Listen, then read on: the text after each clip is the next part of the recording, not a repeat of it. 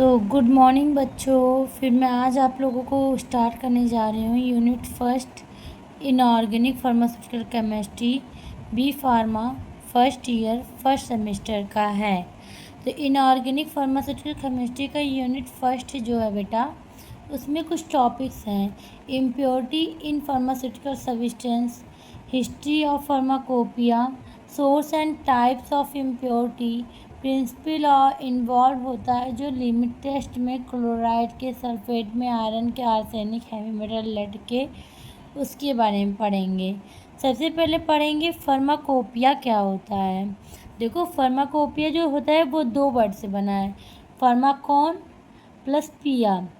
Pharmacon मतलब होता है एक ग्रीक वर्ड, फार्माकॉन होता है ग्रीक वर्ड से लिया गया है जो कि मतलब होता है ड्रग या मेडिसिन, और पिया मतलब होता है मेक।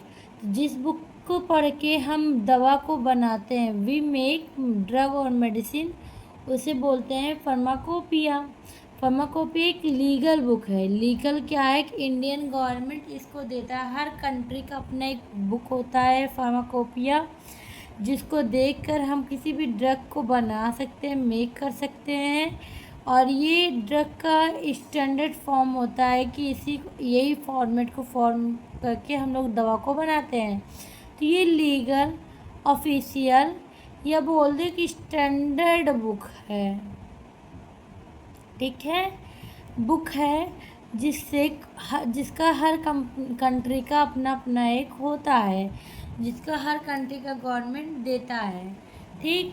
फार्माकोपिया दो टाइप का होता है। इसके टाइप्स देखोगे तो ये दो टाइप के होते हैं। एक तो ऑफिशियल बुक होते हैं, एक होते हैं नॉन ऑफिशियल। ऑफिशियल में आता है इंडिया का फार्माकोपिया, ब्रिटिश का फार्माकोपिया, फार्मास्यूटिकल फार्मा, ठीक, या कोडेक्स, या जर्मन का pharmacopoeia, national pharmacopoeia, international pharmacopoeia. इसी तरीके से नॉन ऑफिशियल में आता है मार्क इंडेक्स या यूनाइटेड स्टेट्स का डिस्पेंसरी, ठीक है। इसी के बाद से होता है फार्माकोपिया का, यूरोप का भी होता है, यूनाइटेड स्टेट्स का भी। और नॉन ऑफिशियल में होता है एक्स्ट्रा फार्माकोपिया, जिसको बोलते हैं मार्केंडल, ठीक। अब आता है हिस्ट्री ऑफ फार्मेसी। फार्मेसी की क्या हिस्ट्री है, क्योंकि हमारे सिलेबस में है ना, इसके बाद से फार्मेसी की हिस्ट्री। तो इंडिया जो होता है 19वीं सदी से पहले क्या होता था कि बहुत ज़्यादा मतलब कि दवाइयाँ जो लेते थे या हिस्ट्री थी वो कहाँ से बनती थी, एनिमल से, प्लांट से, मिनरल से। उसके बाद से आया एलोपैथिक सिस्टम इंडिया में, जो कि ब्रिटिश सरकार ने लाई थी, ठीक। तो गवर्नमेंट जो थी इंडिया की, वो 11 अगस्त 1930 में एक कमेटी बैठाई, जिसको बोलते हैं drug inquiry committee, RN Chopra ji के द्वारा। इसकी पहली बार report of publish this committee in 1931। 1931 में इसको पहली बार इस कमेटी के बारे को पब्लिश किया था RN चोपड़ा जी ने। और ये कमेटी इसलिए बनाई गई थी कि फार्मेसी में कोई भी दिक्कत परेशानी हो तो उसको सॉल्व किया जा सके, जिसको RN चोपड़ा जी महादेवलाल श्रॉफ जी से मिलके फार्मेसी के एजुकेशन लाए, जिसमें बनारस हिंदू यूनिवर्सिटी 1932 में खोले, जिसमें 1932 में ये खोले। 1937 में बी फार्मा 3 साल का ले आए महादेवलाल श्रॉफ जी। बी फार्म कितने साल के लिए, 3 ईयर के लिए, ठीक। और यम फार्मा 1940 में ले आए महादेवलाल श्रॉफ जी, और 1945 में उन्होंने PhD ले आया। ये सब कौन लाए, बनारस हिंदू यूनिवर्सिटी में लाए महादेवलाल श्रॉफ जी ने। अब PhD जो लाए थे वो फार्मास्यूटिकल साइंस से लाए थे, ठीक है। इस तरह हिस्ट्री ऑफ फार्मेसी स्टार्ट हुआ। देखो बेटा, हिस्ट्री ऑफ फार्मेसी अच्छे से पढ़ना है तो आपको मैं अलग से एक लेक्चर में डाल दूँगी हिस्ट्री ऑफ फार्मेसी। उस लेक्चर को देखकर आप उस पढ़ लीजिएगा, क्योंकि हर सब्जेक्ट में, चाहे वो D फॉर्म हो चाहे वो B फॉर्म हो, हर किसी को लिखना पड़ता है हिस्ट्री ऑफ फार्मेसी अच्छे से। तो इसके लिए मैं एक अलग लेक्चर ही बना दूँगी। ओके। फिर आता है फादर ऑफ फार्माकोपिया कौन थे? तो पहले फादर उसके थे चार्ल्स राइस जी, और इंडिया के महादेवा श्रॉफ जी, क्योंकि उन्होंने भी एम फार्मा PhD स्टार्टिंग में लाया था। ठीक। अब आता है इंडियन फार्माकोपिया के कुछ एडिशन थे।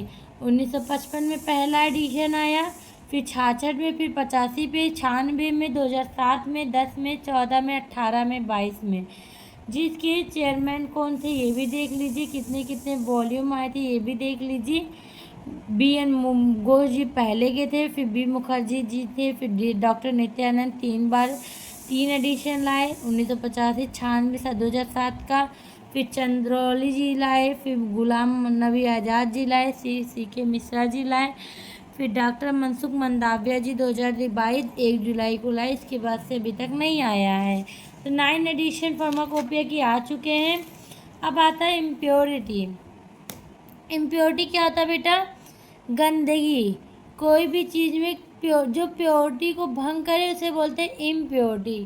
तो कहता है कि जो मटेरियल या सब्सटेंस की फाइनल प्रोडक्ट, जैसे किसी भी चीज़ को आप बना रहे हो, उसके अंत में कोई मटेरियल या कोई सब्सटेंस पड़ा होगा फाइनल प्रोडक्ट में, तो उसको बोलेंगे इम्प्योरिटी। ठीक है। Presence of impurity any simple presence of impurity any sample cause the toxic effect. किसी भी सब्सटेंस में अगर इम्प्योरिटी होगा, मतलब किसी भी चीज़ में गंदे, देखो इम्प्योरिटी मतलब क्या? जो प्योरिटी को भंग करे, ऐसी कोई भी चीज़ है, कोई भी चीज़ पड़े रहेगी किसी भी सब्सटेंस में, तो इम्प्योरिटी किसी भी सैंपल में पड़ेगी तो वो टॉक्सिक हो जाएगा ना, हानिकारक हो जाएगा। वो उसके फिजिकल और केमिकल प्रॉपर्टी को भी बदल देगा। जैसे मान लीजिए आप दवा बनाते हो, उसमें लेड या आयरन या क्लोराइड कुछ भी पड़ गया, ठीक, या कोई गंदगी धूल वूल कुछ पड़ गया, तो उसकी टॉक्सिक हो जाएगा ना वो सामान, या उसकी फिजिकल केमिकल प्रॉपर्टी कुछ ना कुछ तो बदल ही जाएंगे। यही कह रहा है। इम्प्योरिटी जो होता है अनवांटेड सब्सटेंस होता है, जो कि फाइनल प्रोडक्ट में पड़ के उसकी प्रॉपर्टी को बदल देता है। इम्प्योरिटी किसका भी हो सकता है? आयरन के भी हो सकता है, क्लोराइड का भी हो सकता है, आर्सेनिक का हो सकता है। और इसी इम्प्योरिटी को पहचानने के लिए हम लिमिट टेस्ट करते हैं। ओके बेटा। अब आता है टाइप्स ऑफ इम्प्योरिटी। इम्प्योरिटी जो होता है वो 3 तरीके का होता है, एक ऑर्गेनिक, एक होता है इनऑर्गेनिक, एक होता है रेसिडुअल। ऑर्गेनिक इम्प्योरिटी जो होता है बेसिकली क्या होता है कि ड्यूरिंग प्योरीफिकेशन, जब आप किसी से कंपाउंड की प्योरीफिकेशन करते हो या उसको स्टोर करते हो ड्रग को, जब किसी ड्रग को प्योरीफाई करते हो या रखते हो, स्टोर करके रखना चाहते हो, या मेडिसिन को, उस टाइम पे इम्प्योरिटी जो होता है वो ऑर्गेनिक इम्प्योरिटी होता है। ये जनरली कभी कभी पता चल जाता है, कभी कभी नहीं पता चल पाता। तो आइडेंटिफाइड और नॉन आइडेंटिफाइड, ये रिएजेंट और लीजन के थ्रू से होता है। अब आता है इनऑर्गेनिक इम्प्योरिटी। इनऑर्गेनिक इम्प्योरिटी जो होता है बेसिकली मैन्युफैक्चरिंग के टाइम पे होता है, और ये आइडेंटिफाई होता है बेसिकली, ये होता है कि इसलिए ये पहचान जाओगे आप, और बनाते वक्त ही होता है मैन्युफैक्चरिंग के टाइम पे। ये रिएजेंट की वजह से होता है, हैवी मेटल की वजह से होता है, कैटलिस्ट की वजह से होता है। अब आता है रेसिडुअल सॉल्वेंट। रेसिडुअल सॉल्वेंट जो होता है वो भी मैन्युफैक्चरिंग के दौरान ही होता है। इसमें सॉल्वेंट जैसे जो पानी जिससे हम डिजॉल्व करते हैं, जिससे हम बनाते हैं, सॉल्यूट के साथ जो डिजॉल्व करने के लिए सॉल्वेंट यूज करते हैं, वाटर हो, अल्कोहल हो, उसमें होता है। ठीक, समझ में आया कि सॉल्वेंट जो डालते हैं सब्सटेंस में, सॉल्यूट में, जो दवा बनाते समय सॉल्वेंट यूज होता है लिक्विड फॉर्म में, वाटर हो, अल्कोहल, उससे कोई ज़्यादा या कम हो जाए तो मैन्युफैक्चरिंग के टाइम पे तो जो इम्प्योरिटी होता है उसे रेसिडुअल बोलते हैं। अब होता है सोर्स ऑफ इम्प्योरिटी। तो इसके होते हैं रॉ मटेरियल जो यूज करते हैं, चाहे जो रिएजेंट यूज करते हैं, मेथड यूज करते हैं, सॉल्वेंट यूज करते हैं, या एटमॉस्फेयर सही ना हो, या स्टोरेज में कोई गलती हो, तो इस सब की वजह से होता है इम्प्योरिटी। अब होता है सोर्स ऑफ इम्प्योरिटी। देखिए अच्छे से फिगर बना दिए हैं, रॉ मटेरियल, रिएजेंट, ये सब के बारे में अच्छे से बता। देखो ये अलग से भी कुछ सोर्स है, ये भी देख लीजिए। अब स्टार्ट करते हैं source of impurity. And in pharmacopoeial substance. ठीक, अब आता है रॉ मटेरियल। तो जो रॉ मटेरियल यूज होता है, जैसे दवा बनाते समय पहले एक तो होता है एपीआई। मेडिसिन बनता है कैसे, ड्रग कैसे बनता है, कोई भी मेडिसिन बनता है तो एपीआई प्लस एक्सीपिएंट से बनता है। अब ये एपीआई जो होता है बाबू, ये रॉ मटेरियल होता है। ठीक, तो रॉ मटेरियल जो होता है उसमें अगर जो लाते हैं मैन्युफैक्चरिंग के दौरान टाइम पे, जिससे फाइनल प्रोडक्ट बनता है, मेन तो यही होता है। इसी से दवा काम करता है, एक्सीपिएंट से नहीं। थेरेपेटिकल एक्शन यही देता है। तो ये जो रॉ मटेरियल होता है, इसमें अगर कुछ गलत पड़ गया या इसमें कोई गलती से ज़्यादा या कम हो गया, इसमें कोई गंदगी पड़ गया, तो भी पूरा ड्रग खराब। ठीक, रिएजेंट जो यूज करते हैं, रिएजेंट कहने का मतलब मैन्युफैक्चरिंग के टाइम पे रिमूव बाय वॉशिंग कुछ कुछ चीज़ें डालते हैं। स्टेप ये याद कर लीजिएगा कैसे इम्प्योरिटी होता है। ठीक, तो फाइनल एंट्री में होता है। तो जो रिएजेंट बोतल यूज होता है उसके लिए भी कुछ गलत ज़्यादा यूज कर दिए या कम यूज कर दिए और वो रिएजेंट हट नहीं रहा है, रिमूव नहीं होता वॉशिंग करने से, तो उससे भी फाइनल प्रोडक्ट ख़राब होता है। मेथड जो यूज करते हैं मैन्युफैक्चरिंग के टाइम पे, उसमें मान लीजिए कोई किसी मेथड ये है कि पहले आप हीट करिए तब पानी डालिए। आपने पानी डाल के हीट किया, गलत हो गया ना। मेथड जो यूज करते हैं बनाते समय, वो मेथड में अगर गलती करते तो भी फार्मास्यूटिकल प्रोडक्ट ख़राब हो जाता है। इसके बाद से आता है सॉल्वेंट। सॉल्वेंट जो यूज करते हैं, जैसे कि चाहे टैप वाटर यूज करिए, चाहे सॉफ्टेंड वाटर, चाहे डिमिनराइज या डिस्टिल्ड वाटर, कोई भी सॉल्वेंट यूज करते हैं जनरली वो क्या करता है कि रिड्यूसिंग कॉस्ट के हिसाब से हर चीज़ को देखकर हम लोग सॉल्वेंट यूज करते हैं। मान लीजिए उसमें कोई कंटामिनेशन हो गया तो भी प्रोडक्ट ख़राब हो जाएगा। ठीक, अब आता है एटमॉस्फेरिक सॉल्वेंट। एटमॉस्फेरिक सॉल्वेंट मतलब एटमॉस्फेरिक कंडीशन। मान लीजिए कंटामिनेटेड होता है किसकी वजह से, आप किसी गंदे एरिया में इंडस्ट्री रखे हो तो डस्ट पार्टिकल से भी गंदगी हो जाएगी, जो मैन्युफैक्चरिंग में हो सकती है। हार्मफुल गैसेस की वजह से होता है। तो एटमॉस्फेयर अगर ख़राब होगा तो उसकी वजह से भी प्रोडक्ट ख़राब हो जाएगा। ठीक, अब आता है रिएक्शन विथ वेसल्स। वेसल्स जो होते हैं, जो भी हैं, जैसे कि कहते हैं कि मैन्युफैक्चरिंग के समय में हम जो सॉल्वेंट यूज करते हैं, रिएजेंट यूज करते हैं, वो रिएक्शन कर देता है वेसल से, कंटामिनेट हो जाता है। जैसे मान लीजिए आपने कोई प्रोडक्ट बनाया, किसी कंपाउंड को हीट करने के लिए आपने कोई ट्यूब लिया, वो रिएक्शन करा दिया। ठीक, तो जो वेस्कल्स यूज करते हैं वो ही रिएक्शन कर दिया तो उससे मिल गया और ड्रग में कंटामिनेशन हो गया। कोई कंटामिनेशन हो जाए तो उसको भी बोलते हैं क्या कि प्रोडक्ट ख़राब हो गया, फाइनल प्रोडक्ट। इसी तरीके से पैकेजिंग सही से न किए और कंटेनर जो यूज किए पैकेजिंग का, वो जाकर प्रोडक्ट से मिलके मेटल आयंस का फॉर्मेशन या चिलेट्स का या फिर कोई भी गलत काम कर दे, ये बोल दीजिए कि इम्प्योरिटी मिला दे, इसकी वजह से भी हो सकता है एरर। फिर स्टोरेज कंडीशन पे मान लीजिए कोई प्रोडक्ट है, उसको उसके लिए एक स्पेसिफिक दिया जाता है कि टेम्परेचर, ह्यूमिडिटी, कोल्ड, ये सब को देख कर उसको रखा जाता है। अगर मान लीजिए आप ध्यान नहीं देंगे, प्रोडक्ट हो जाएगा ख़राब। कहते हैं ऐसे प्रिपरेशन करते समय फाइनल प्रोडक्ट का, कंटेनर हो, प्रोडक्ट के मटेरियल के नेचर, बैच की साइज, क्वांटिटी बहुत मायने रखते हैं। अगर ये सही से नहीं रहेगा प्रोडक्ट का स्टोरेज ख़राब हो जाएगा। ठीक, अब आता है लिमिट टेस्ट। लिमिट टेस्ट जो होता है वो क्वालिटेटिव, क्वांटिटेटिव, सेमी क्वांटिटेटिव, तीनों टाइप्स होते हैं। अब देखिए इसके बारे में भी बताने जा रहे हैं, ध्यान से पढ़िएगा। तो लिमिट टेस्ट क्या होता है, क्वांटिटेटिव, सेमी क्वांटिटेटिव या क्वालिटेटिव प्रोसेस होता है, जो कि किसको आइडेंटिफाई करता है कि इम्प्योरिटी क्या है, गंदगी क्या है।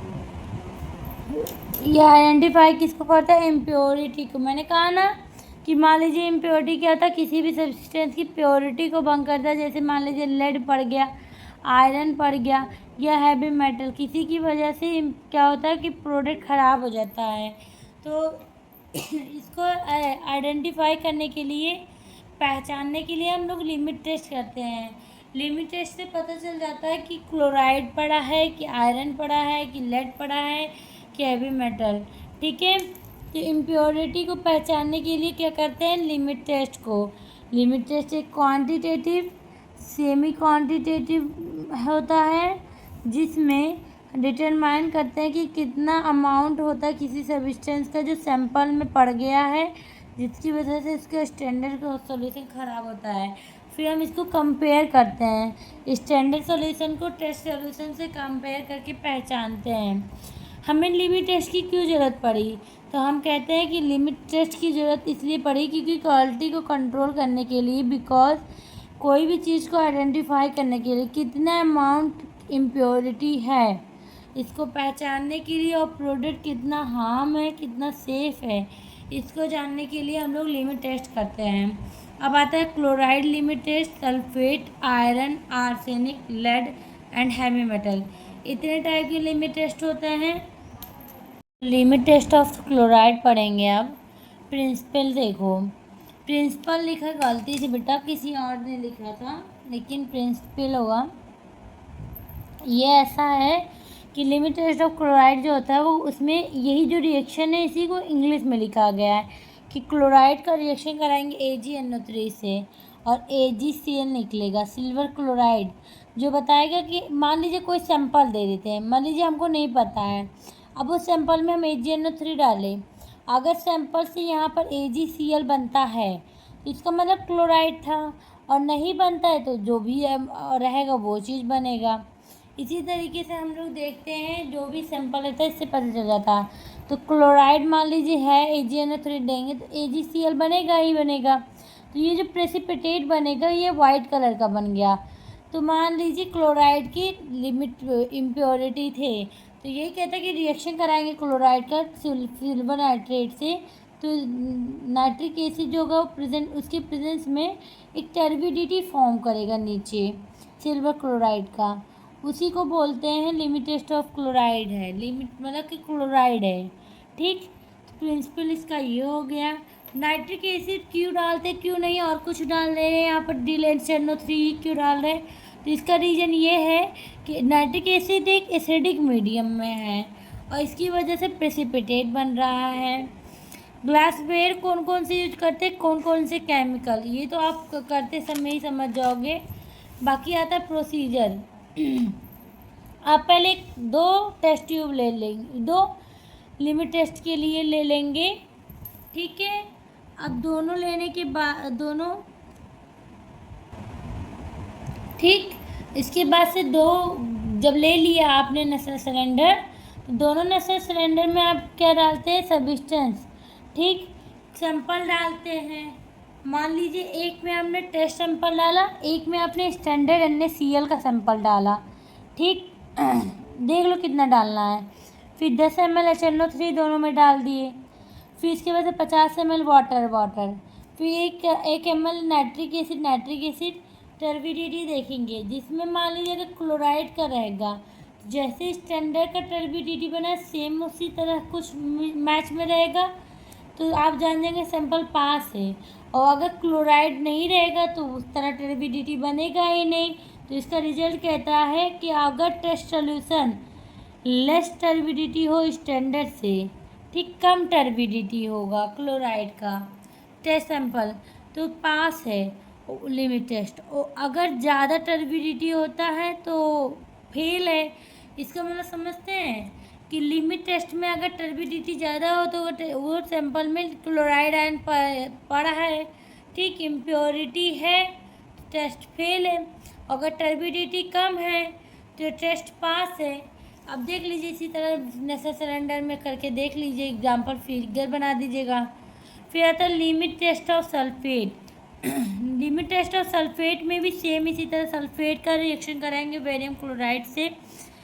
मान लीजिए सैंपल देते, सैंपल कुछ भी हो सकता है, तो आप सपोज करते हैं आपको सल्फेट का सैंपल पता करना है कि सल्फेट है कि नहीं, तो उस सैंपल में बेरियम क्लोराइड लाएंगे, बेरियम सल्फेट बनेगा, ठीक। उस टर्बिडिटी को बेरियम सल्फेट के आप कह सकते हैं कि हाँ इसमें इम्प्योरिटी सल्फेट का है। सेम इसी तरीके से इसका रोल है कि HCl ही क्यों डालते हैं, तो ये भी एसिडिक मीडियम होता है, इसकी वजह से भी प्रेसिपिटेट होता है और इसकी pH कुछ मेंटेन करते हैं उसकी तरह, ठीक। प्रोसीजर देखोगे तो इसमें दोनों में इसी तरीके से सैंपल डालोगे, उसमें स्टैंडर्ड पोटेशियम सल्फेट डाल दोगे, फिर HCl दोनों में डालोगे 2-2 ml, फिर 45 ml water, 5 ml barium chloride, फिर दोनों को वो वॉल्यूम मेकअप करके देखोगे टर्बिडिटी को, जिससे को अगर टर्बिडिटी कम होता है तो सैंपल पास है, अगर टर्बिडिटी ज़्यादा होता है तो सैंपल फेल है। फिगर यही रहेगा। बहुत ज़्यादा टफ होता ही नहीं लिमिट टेस्ट, केवल इम्प्योरिटी ही तो पता करना है। इसी तरीके से आप आयरन के सैंपल में आयरन लेंगे, iron based on reaction ferrous ion, ठीक, फेरस आयन बनाएगा और उस फेरस आयन को आप लोगों थायोग्लाइकोलिक एसिड के साथ, ठीक, जब फेरस आयन प्लस थायोग्लाइकोलिक एसिड लोगे और किसके प्रेजेंस में, in the presence of citric acid and ammonia, उसके प्रेजेंस में लोगे सिट्रिक एसिड और अमोनिया के, तो ये बनाएगा फेरस थायोग्लाइकोलेट, ठीक। फेरस थायोग्लाइकोलेट जो बनाएगा वो पेल पिंक कलर का और डीप पर्पल कलर का रहेगा। तो ये प्रिंसिपल है, ये इसका रिएक्शन है। ग्लास बेस कौन कौन सी यूज होते हैं, केमिकल्स, ये देख ही रही है नस्टर सिलेंडर। अब बेटा ये देखो कि रोल ऑफ केमिकल क्या थे, तो अमोनिया का रोल है अल्कलाइन मीडियम के लिए। थायोग्लाइकोलिक एसिड जो होता है वो फेरिक को फेरस फॉर्म में कन्वर्ट करता है। सिट्रिक एसिड जो है वो प्रेसिपिटेट आयन का बनाता है, इसलिए यूज होता है। अब प्रोसीजर देखोगे बेटा तो बहुत आसान है। दोनों में नस्टर सिलेंडर लोगे, सैंपल दोनों में डालोगे, फिर 20 ml वाटर दोनों में, सिट्रिक एसिड दोनों में, थायोग्लाइकोलिक एसिड, अमोनियम, और कितना कितना डालना है सब लिखा ही है। सब देख कर आप अच्छे से डाल देते हैं और सब कुछ डालने के बाद से फिर इसको डाइल्यूट करते हो 50 ml में, इसका वॉल्यूम मेकअप हुआ। फिर रिजल्ट दे देखते हो कि अगर सेल लेस देन होगा स्टैंडर्ड से इंटेंसिटी उसकी तो पास, और अगर ज़्यादा हो गया तो फेल हो गया। देखो सब में गजेट अपैटस होता है, लेकिन except one, arsenic acid. Arsenic जो होता है इसकी लिमिट टेस्ट में नहीं ऐसा होता है, ठीक है। आर्सेनिक जो होता है उसकी लिमिट टेस्ट में ऐसा नहीं होता है। आर्सेनिक की लिमिट टेस्ट में आपको दूसरा अपैटस यूज करना पड़ता है जिसका नाम होता है गजेट अपैटस, ठीक है। इसके भी प्रिंसिपल बहुत आसान है। आर्सेनिक एसिड जो होता है वो आर्सेनिक लेते हैं और वो बन जाता है आर्सेनियस। आर्सेनियस रिड्यूस होकर बाद में आर्सीन गैस बनता है। यही आर्सेनिक गैस रिएक्शन करता है मर्क्यूरिक क्लोराइड पेपर से और येलो कलर का स्टेन बनाता है, ठीक है। आर्सेन गैस बनाने के बाद से इसका केमिकल रिएक्शन देखिए। आर्सेनिक एसिड है, कन्वर्जन होता है आर्सेनियस में, तो कैसे होता है देखिए केमिकल रिएक्शन देखिए। H3SaSO4 लेते हैं और कन्वर्ट होता है, हीट करने पे बन जाता है H3SO3, ठीक, आर्सेनियस। वही आर्सेनियस को हाइड्रोजन से रिएक्शन कराते हैं, आर्सेन गैस प्लस 3H2O निकल जाता है। ये आर्सेन गैस में आप मर्क्यूरी क्लोराइड पेपर से जाकर लगता है, उड़ता है ना गैस, गैस तो इवॉल्व होगा। अभी दिखाऊं, ये अपैटस है, यही देखिए आर्सेन था, हीट करते हो आर्सेनियस में कन्वर्ट होता है, ठीक। आर्सेनियस जो होता है वो हाइड्रोजन के प्रेजेंस में उड़ता है और ये आर्सेन गैस ज़्यादा है मर्क्यूरी क्लोराइड पेपर पे लगता है। अब यही मर्क्यूरी क्लोराइड पेपर पे लगने के बाद से ये मर्क्यूरिक आर्सेन बनता है जो कि येलो टू ब्राउन स्टेन देता है, ठीक है। यही है रिएक्शन और यही है इसका प्रिंसिपल। अब देखिए इसमें रिक्वायरमेंट कौन कौन से केमिकल्स के हैं, और ये जो ZnKi यूज होता है, जिंक और पोटेशियम आयोडाइड, ठीक है। ये सब क्यों यूज होता है, रिड्यूसिंग एजेंट के रूप में यूज होता है। HCl जो होता है एसिडिक मीडियम के लिए। लेड एसीटेट जो होता है वो हाइड्रोजन सल्फेट को ट्रैप करता है। अब आता है प्रोसीजर। आप लेते हो दोनों सैंपल, ठीक, 1 ग्राम पोटेशियम आयोडाइड डालते हो और यहाँ पर डालते हो स्टेनलेस क्लोराइड को 5 ml, ठीक। इसके बाद से 10 ग्राम ग्रेजुएटेड जिंक डालते हो दोनों में। अब ग्रेनुलेटेड जिंक के बाद से दोनों को 40 मिनट के लिए रख देते हो। 40 मिनट बाद आप देखते हो क्या हो कि ऐसे ही हीट होता है, पेपर का कलर चेंज होता है, तो आप देखते हो कि जो स्टेन होता है प्रोड्यूस होता है टेस्ट का, वो लेस देन होना चाहिए उसका स्टैंडर्ड का। तो पास है, और अगर हाई ज़्यादा होता है तो फेल है। अब स्टेनलेस क्लोराइड क्यों यूज होता है? तो इसके पास इलेक्ट्रोस्टैटिक अट्रैक्शन होता है दोनों पॉजिटिव निगेटिव चार्ज में। तो ये Sn2+ में कन्वर्ट होता है, ये Cl2- में होता है। और जो आयनिक कंपाउंड बनाता है इसी तरीके से NaCl भी बनाता है, इसलिए ही ये इसका काम SnCl2 का यही है। ठीक, अब ये गैजेट अपैरेटस से कैसे काम करता है? हीट इवॉल्व करता है, पेपर पे लगता है, पेपर कलर चेंज करता है, स्प्रिंग लगा रहता है, इनमें कोई बड़ी बात नहीं है। हीट देखो डायरेक्ट जाता है, यहीं लगता है पेपर पे।